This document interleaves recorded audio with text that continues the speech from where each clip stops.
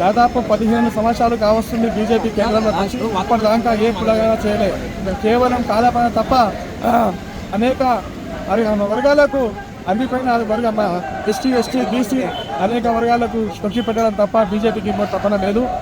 అందుకే రాహుల్ గాంధీ కానీ ఈరోజు తీసుకున్నది దేశవ్యాప్తంగా కులగణన చేయాలంటున్నాం. ఎందుకంటే ఎస్సీ ఎస్టీ బీసీలకు అప్పుడే న్యాయం జరుగుతుంది.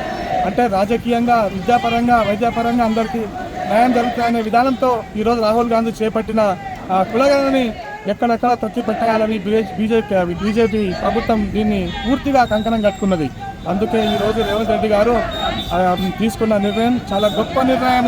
అదేవిధంగా ఒక్కొక్కటి కాంగ్రెస్ ప్రభుత్వాలు ఎక్కడెక్కడ కర్ణాటక కానీ తెలంగాణ కానీ మిగతా రాష్ట్రాలు ఎక్కడెక్కడెన్నో మంచి పథకాలు తీసుకుపోతుంటే బీజేపీకి అది మిగుడు అవుతలేదు. ఎట్లా చేసి ఈ ప్రభుత్వాన్ని అణగొట్టాలని ప్రయత్నిస్తున్న ఒకటే బీజేపీ ప్రభుత్వం.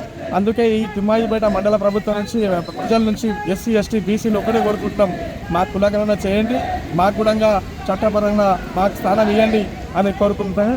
ఈరోజు బంద్ పిలిపించినందుకు మా కాంగ్రెస్ రేవంత్ రెడ్డి గారికి, రాహుల్ గాంధీ గారికి, అదే మా నాయకుడు గొప్ప యువక నాయకుడు రాజేష్ అన్న గారికి మా మండలి తరఫుకెళ్ళి హృదయపూర్వకంగా ధన్యవాదాలు తెలుపుకుంటూ జై బీసీ వర్ధిల్లాలి.